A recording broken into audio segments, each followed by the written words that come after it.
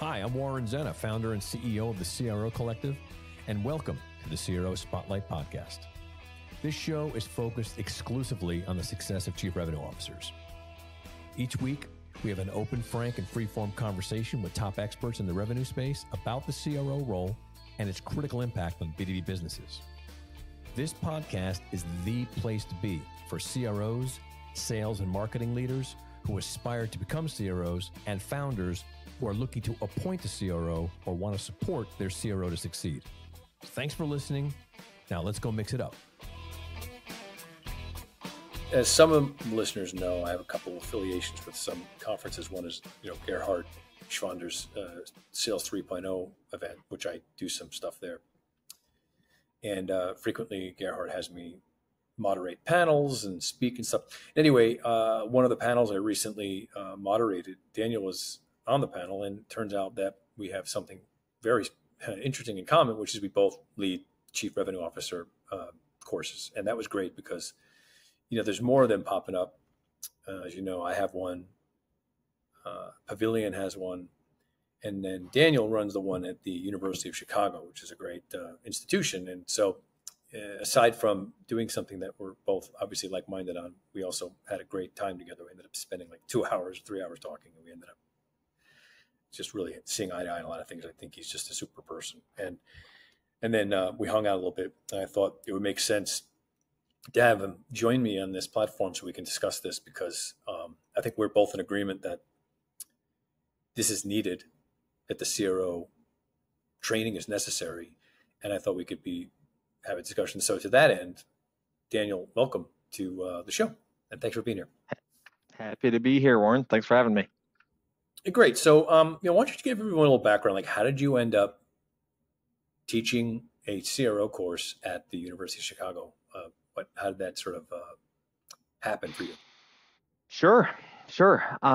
So, my career in sales really started, I guess, in earnest at Groupon, but kind of like yourself, long time before that. Growing up in a entrepreneurial and sales family, the family business that put all the kids through college was a distributorship of electronics assembly equipment and supplies called Midwest Tech Services, based out of Willowbrook, Illinois.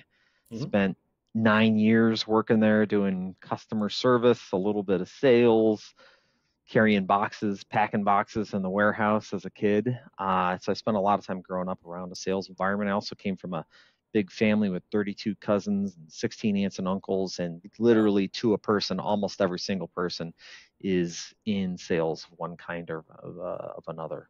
And so it's kind of the environment I grew up in, but it's also one I took for granted. I started my professional career in hedge funds and did that for 5 years, and then went to business school and got into management consulting.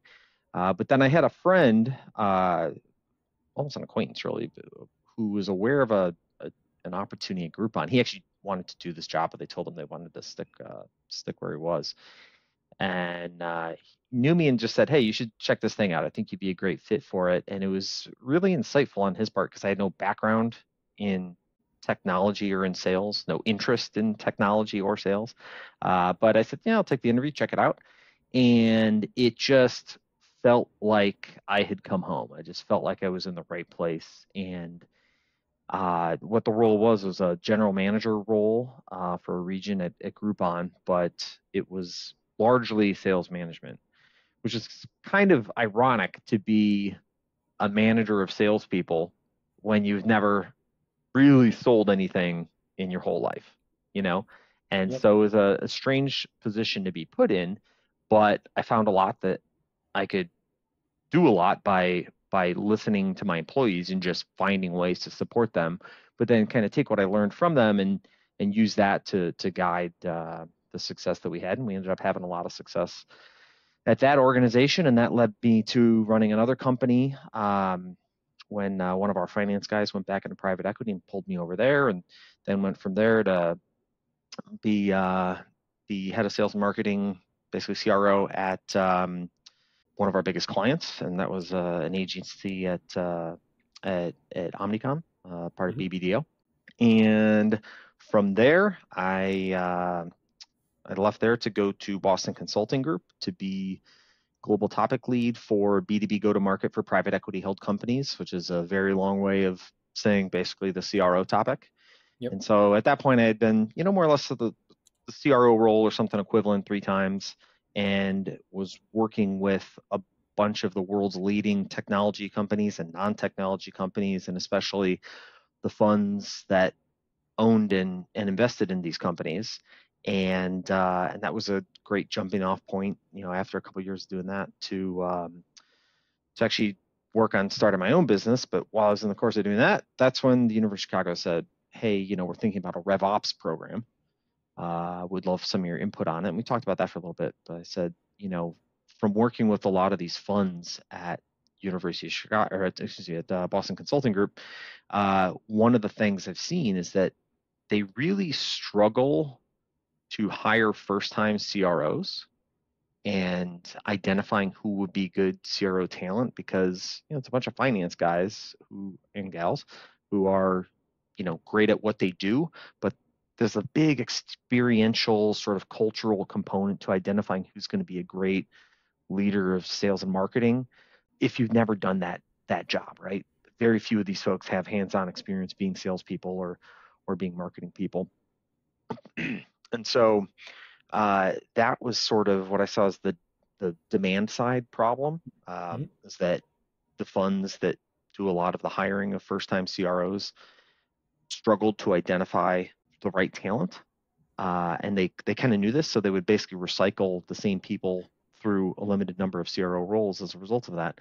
But then on the supply side, very few folks are put in a position to succeed based on their background the first time they become a CRO, because they've got to be responsible for the full customer life cycle, from SDR teams to customer success teams and account management and account execs closing new deals and all the above, as well as RevOps, pricing strategy, all these topics that very few folks have exposure to, but then have to be responsible for once they get that first CRO gig. And so they have to learn on the job a lot.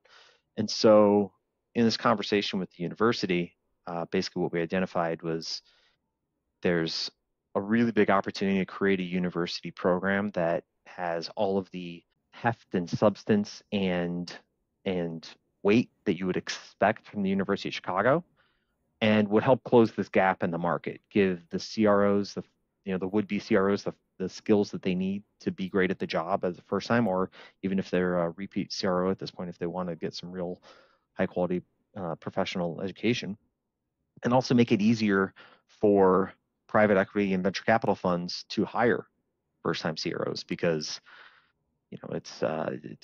it's kind of speaking their language to put a big university symbol on top of a resume. So helps that stand out there. And then obviously provide the network to find all these opportunities for the folks in the program. Got it. Well, it makes sense. And was that enough of an answer for you? That's great. I mean, I agree with everything you said there. I mean, we almost came to the same exact conclusion in different ways. Certainly both recognized a real hole in the marketplace, which is not only just your observation that hiring CROs is hard and it doesn't work a lot, and even more so, I think, from you and I talking, it's also just the role is not defined. I mean, people don't really know what one does. Most of the time, CROs don't do the right thing when they get hired in the first place. And so, the role is too ambiguous. It's almost, I think, in a way, it's a bit of an avatar that people can make would do anything they want, as opposed to it being exactly what it's supposed to be. And so it's so malleable that a CRO can go to a company and sort of not know what it's like a box of chocolates from, Forrest Gump. What's expected of me. Yep. And this is a big issue, because the role should be more defined and it should have much clear definition. And therefore it's more codified across organizations, what it does and how to bring one on. And so you and I are both in our own way helping to make that happen. And I think it's great. So Warren, I got a question for you, if you don't mind.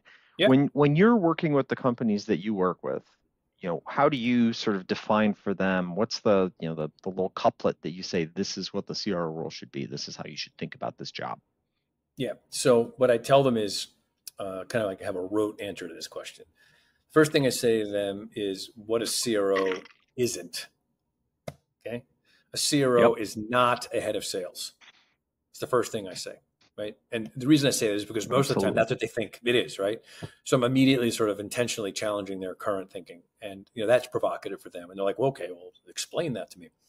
Well, and I explain the idea that what's the problem with having a CRO as a head of sales is it sort of perpetuates a problem that you, Mr. Founder, are perpetuating in a way, which is you're creating silos of organizational leadership by having a CRO, a CMO, a CSO, which, in your world, the sort of corporate blueprint is to have all these C-suite executives oversee these functions. But that's really a crony way to look at a business. The reality is what you're doing is you're creating silos and you're codifying them by making these people C-suite executives. Now they're immovable because they have C on their title, right? So you're building, in fact, a unbreakable silo organization by doing so. And the revenue operation is the one organization of all that cannot not have silos or else it can't work. So the endemic issue with a company, the congenital disease of a B2B company is revenue misalignment. That's the thing we're fixing here.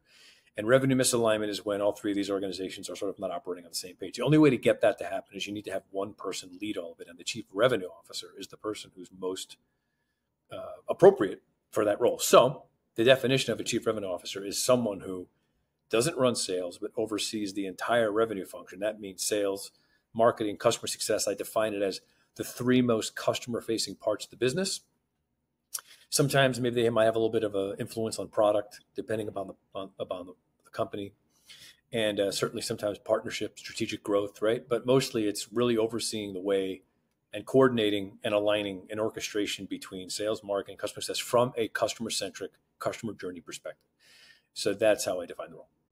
I like that, especially the emphasis on the customer centricity and the alignment internally, because specific to the one, of the 7 courses in our program, the one that I teach is that's basically session 1 and session 10 is exactly what you just described.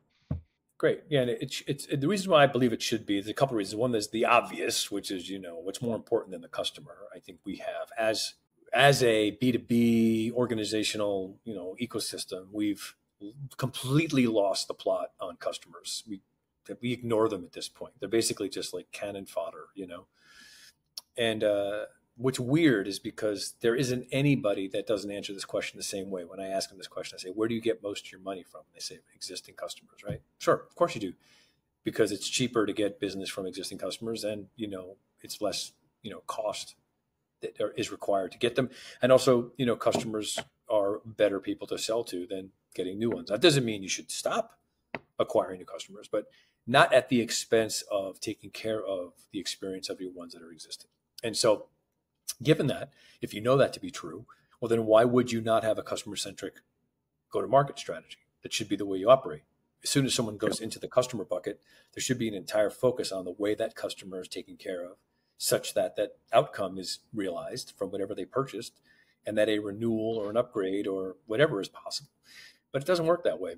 And so if a chief revenue officer comes into the job with today's muscle memory from a sales and acquisition perspective, that CRO can be dangerous in that you have a leader who's responsible for acquisition only as like a mercenary, as opposed to someone who's taking care of people who've paid already.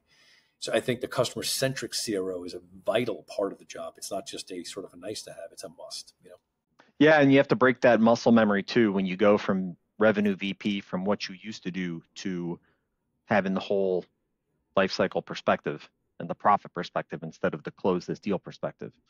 Right? Yeah, that's right. By the way, Warren, sure. as always, you have just great lingo. So far, I've picked up 2 new ones from you. One of them was the congenital disease of revenue misalignment, which is definitely going in my back pocket. Okay. And then you just said, was it lost the story, lost the narrative? What was you said there? I don't know. I'll send you the recording. Lost the storyline. Lost the storyline. It's great. There you go. Yeah. Yeah. It's because what we've done is we've gotten too smart for our own good, right? We created, this is sort of like a origin story in a way. I'll share this when we do our session together with your students. Is what's happened is the SaaS business in particular was almost too successful. So what happened was people were becoming billionaires, right, from technology.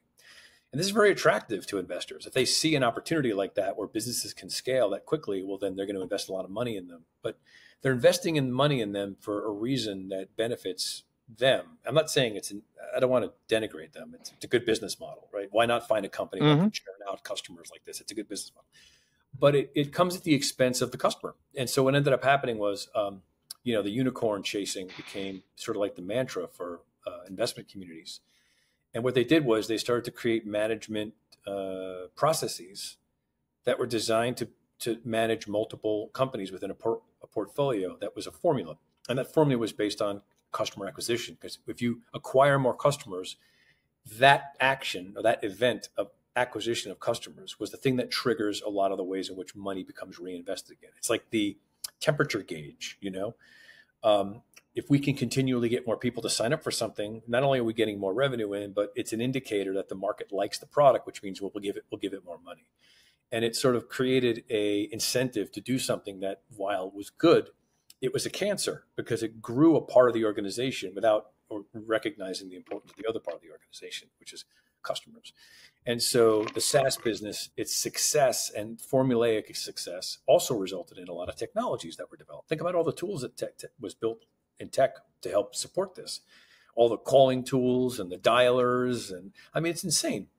And so SaaS developed to SDRs, sell SaaS. You mentioned them before. I think SDRs are a cancer too, in my opinion.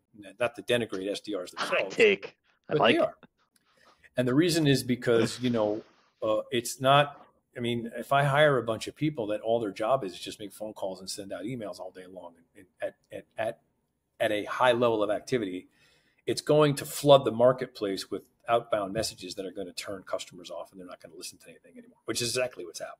And so, I think that, the CRO role is more important today than ever because of the fact that now the chief revenue officer, if it's implemented in the way that you and I are describing, can recalibrate these things and bring much more customer centricity and orchestration across the whole revenue stream. But I think companies desperately need and customers want. So this is sort of like, I think that the timing is good for this role to be sort of re-evaluated or realized in a way.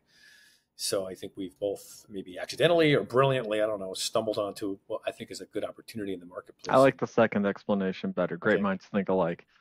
Okay, fine.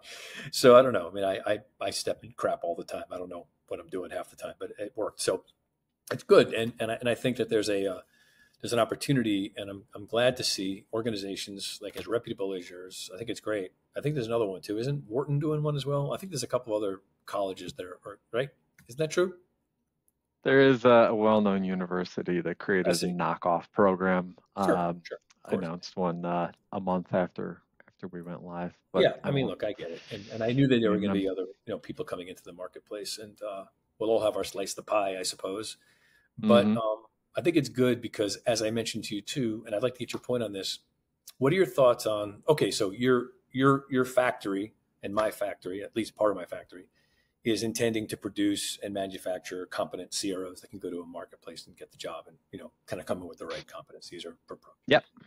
But, the other side of the equation is now they're going into companies that aren't ready for them, or they're not prepared for one, or they don't know what to do with one. So it doesn't matter. Like if I buy a really expensive appliance and I don't know how to use it, it's just going to sit in my garage. So that's right. I'm curious what your thoughts are on how that could be mitigated from your perspective. Well, that's where Warren Zenna comes in, right? The CRO Collective. Okay. I don't know. I'm curious what your thoughts are though on it. I mean, have you given this thought about the environment that you're sending your students into, as opposed to just getting them competent? Because it's a marriage, of sorts. Yeah, I think that's right. I have a couple thoughts on that. One is, in congruence with what I described before about the inspiration for the program in the first place.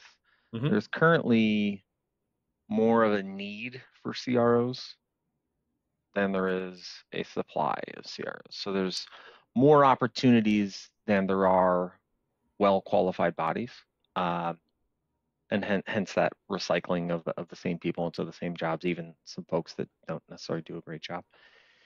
On the other hand, That doesn't mean that every opportunity is created equal.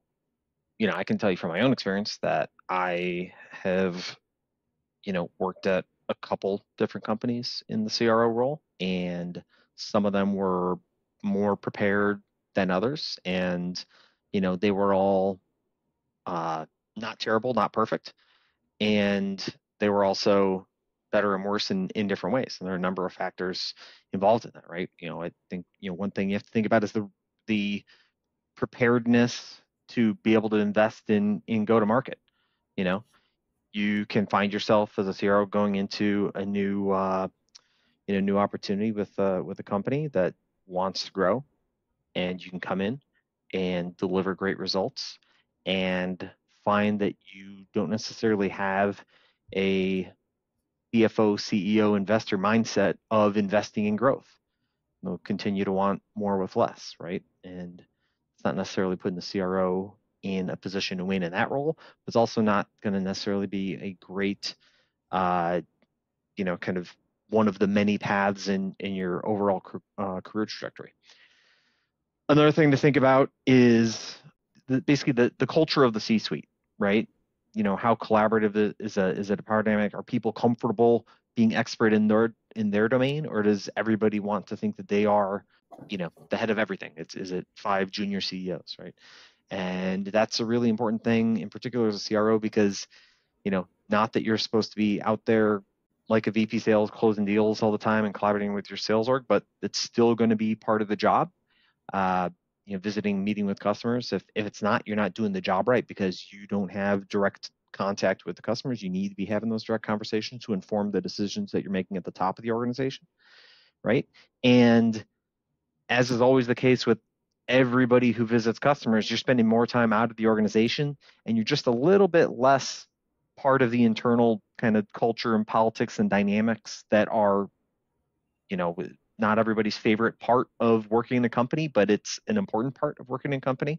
And so, understanding what that dynamic is, and is that something where the revenue organization is going to be at a loss for every time that you go and visit customers? Because if it is, then you're making sort of a Faustian choice between, do I stay culturally strong and connected to the sort of palace dynamics, or am I going to be customer centric?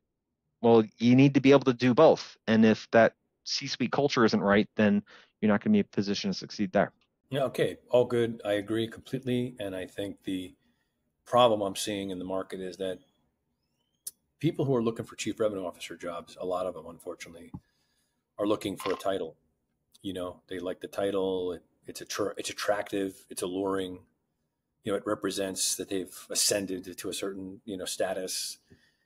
It comes many times, not all the time, with more money, right? More financial opportunity. Certainly, it also brings to them more future opportunities. I mean, if I have a CRO on my resume, it gives me the opportunity to get other C-suite roles. People want to break into that C-suite because it represents other things to them that sometimes cloud their judgment in terms of what the CRO role really is that they're getting themselves into. And they can very easily be seduced, by the stuff that comes with a C-suite title, regardless of how it's going to be. And I see a lot of people who I work with whom kind of come to me later and they go, yeah, they made all these promises. It was really great. And I listened to things and I knew there was a problem, but I just ignored it because I really wanted this job. And, it's like anyone who's, maybe had a bad marriage, you look back, you go, yeah, I saw the signs, but I said I do anyway. And now look at me, I got no house, And so, I think that there's like some degree to which I'm also trying to get people to think a little bit more strategically about this role so that they're not just jumping into it because someone's hanging a nice gig in front of them, because it could be really difficult. It's not like a sales job. This is a tough job. And if it doesn't work, it can be really bad. You don't want to fail as a CRO. It doesn't look good, So I'm curious, like when you are working with your cohorts, are you talking about these sort of things with them? Like, what's your thoughts on how they should be approaching the role? Well, I think one thing that I've noticed is, we'll put it this way. Are you familiar with John Boyd by any chance? The Air Force guy, invented the OODA loop, all this kind of thing. It's a great book about him. I think it's just called Boyd, B-O-Y-D. But really an amazing individual. It's like a military real life version of Good Will Hunting, or of I guess Will Hunting from the movie Good Will Hunting. Yep. So Good Will Hunting, obviously, I don't know if anybody's not seen the movie, but Yeah, of course. The point of the analogy is a guy who was of really incredible genius, but not super formally educated, more self-learned, and presumably in the movie went on to do great things in mathematics. Yep. I think it cuts a little short to see where that goes. But this guy, John Boyd, real amazing leader overall, but not in the traditional organizational sense. And he came up with a bunch of different things, but one of his kind of separate from his three major contributions to a couple different fields of study was just this quote that you can basically either be somebody or do somebody or do something, like somehow, something like that. But the gist is basically there are folks who want the role and folks that want to do the work and have the impact and be purpose driven versus title and status driven. Got it. And the importance between those two things as it pertains to the CRO role, I think, is that you're going to get found out pretty quick if you want to be the title and the status and be Mr. C-suite guy and that kind of thing. You have to be really purpose driven on making an impact at a company by making an impact for customers. And if you're not those things, you'll get found out pretty quick, because either the results that everybody know could be there that haven't been yet aren't going to happen for you, or the company's already doing well and for some other reason they're changing CRO and you're taking over, things are going to head south pretty quick, because you're going to make decisions with the intent that you have, which is to make yourself look and feel more important. And those are not going to have the decisions that customers and salespeople need to grow the business. I love it. And I agree. It is a very high exposure role. You can't hide, as a CRO at all. In fact, you're in like a fishbowl your entire every day, and everyone's observing you. And I do see the imposter syndrome can seep in, because a lot of people, you're right, they chase the role and now they're in the job and they realize that now maybe the way that they're being evaluated and the stuff they have to do is much more confronting than they expected. And I warn people about this, that like you said very nicely, I like this analogy a lot, is, it's a being thing. It's not a doing thing. You have to really want to be a certain type of person to do this job. You have to believe in the idea of being someone who orchestrates and coordinates and leads and drives outcomes and wants to kind of do that sort of thing. You have that sort of brain or that sort of personality, as opposed to someone who just like wants to wear a nice suit and be in a nice desk and have a title, because that lasts not very long. And unfortunately, I do think C-suite executives, not all of them obviously, but C-suite roles they attract that. And I think it's an important thing for not only people to think about before they take the role, but people who are recruiting people should be thinking about that too. Is this person really up for this job, or do they just want this job? Yeah, that's right.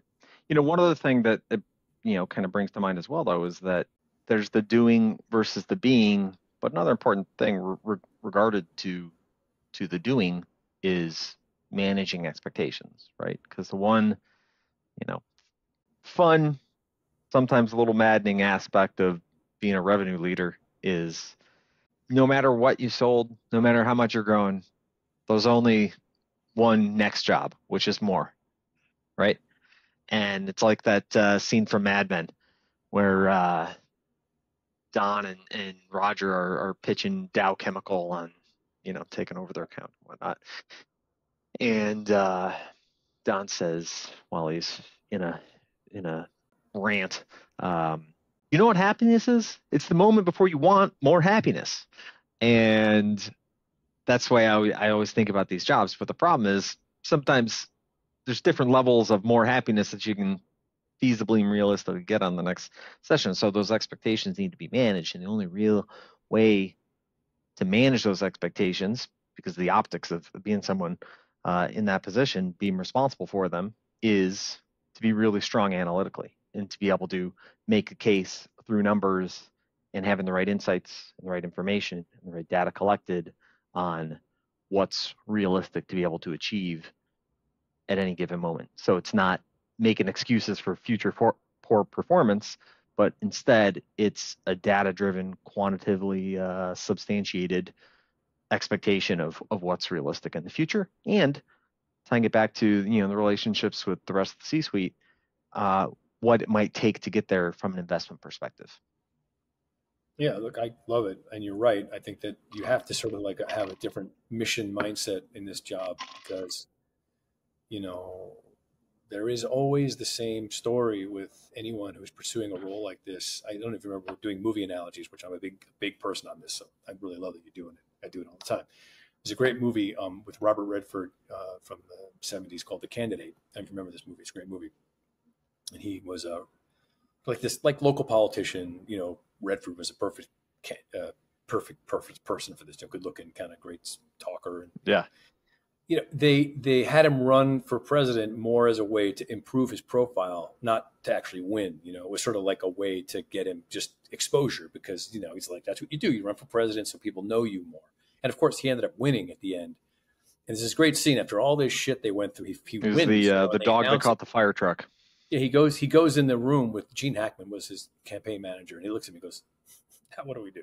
It's the end of the movie. He's like, "Now what do we do?" And it's a classic example of like, be careful what you ask for. And I see people a lot of times fighting to get a job that they really shouldn't take. Because they're more driven by they want to get to yes. Because they're salespeople and they like to be asked they don't want to close the deal as opposed to they don't want the job. And this is not the kind of job to do that with. It's when you really have to be kind of ready for a mission of sorts. And no, not at all. And it can make it harder, I think, for if someone who takes a CRO job realizes it's not for them, doesn't work out, wants to go find their next role as a VP sales or something like that. It can actually be harder to get that role because people see your resume and think, okay, well, you just really want to be a CRO again. And it can be actually, I think, tougher to take that different path. Yeah. So, walk me through this if you don't mind. Then if you look at your course, the course, what are the kind of the core principles that you think are the pillars, like the way that you frame the role for people? What are the things that you think you emphasize most if you look at the way you structure the curriculum? Sure. So the program as a whole has 7 courses, and it's designed to be, as you might imagine, pretty much everything that a CRO needs to know, whether they're doing the job currently or aspire to do it in the future. And so that starts with designing the go-to-market organization. That's the course that I teach. Then on top of that, there's customer lifecycle management, which is basically managing all the customer-facing teams. There's a course on team leadership called Leading High-Performing Teams. Analytics course, revenue operations and strategy, right? Key muscle to be able to empower frontline folks with technology, but also extract data to guide those insights. Pricing strategy, of course, one of the biggest levers of value, especially in the short term, that most folks don't have any professional training on before they become responsible for it.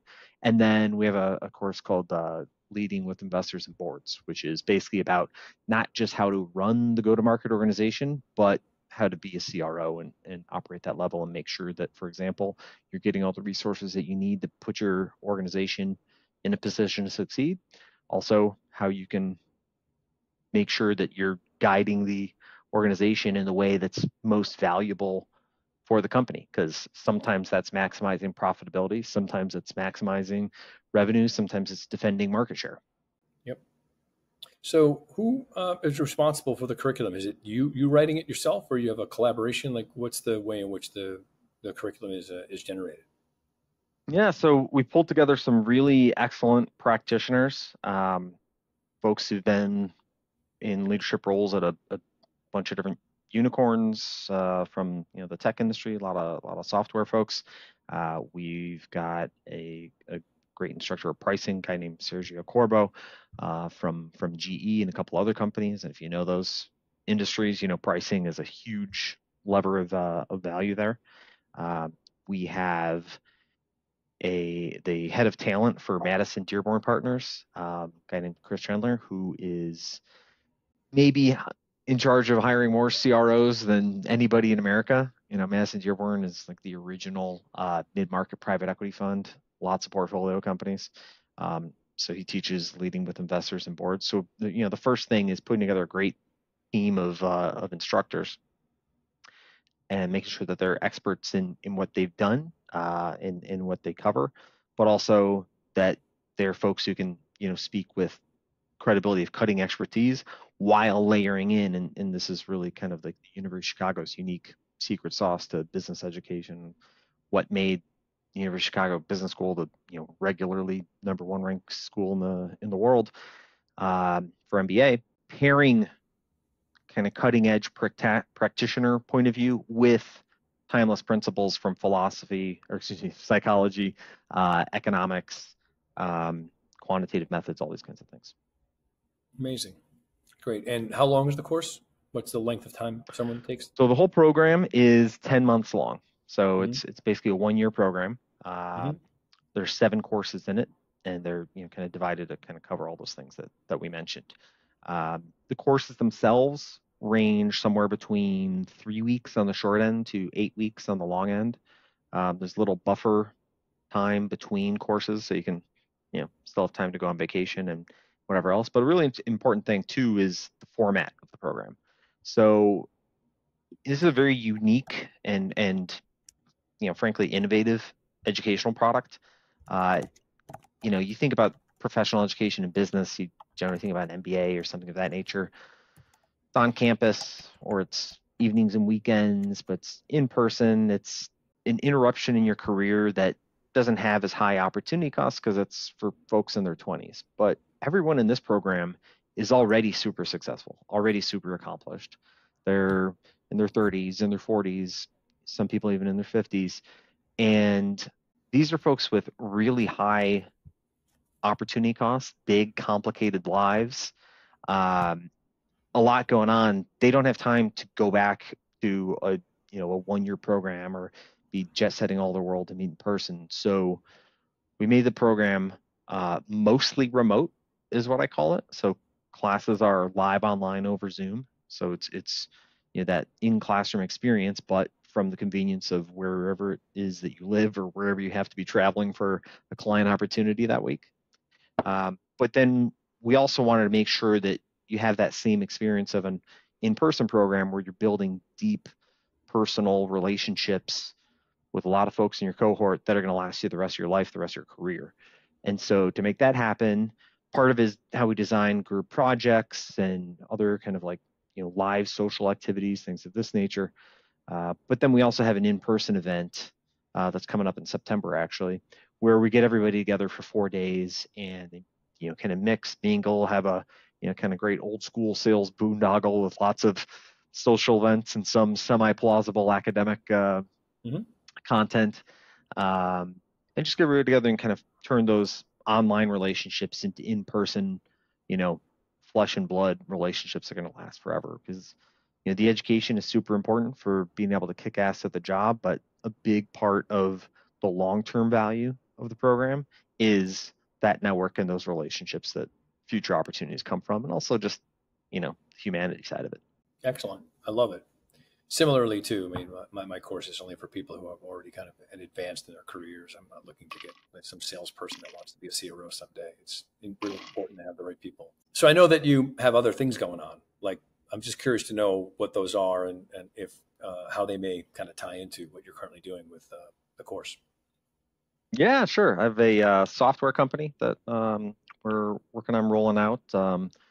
We can maybe talk about that in greater depth in another session, but it's, for me, been a really rewarding experience teaching go-to-market organization design while building the go-to-market organization at a startup company, because the course itself, starts with you've reached product market fit, meaning you've got a set of product features that you've kind of worked out that works with a right set of customers, and you've got that sort of repeatable interaction understood to be able to sell profitably.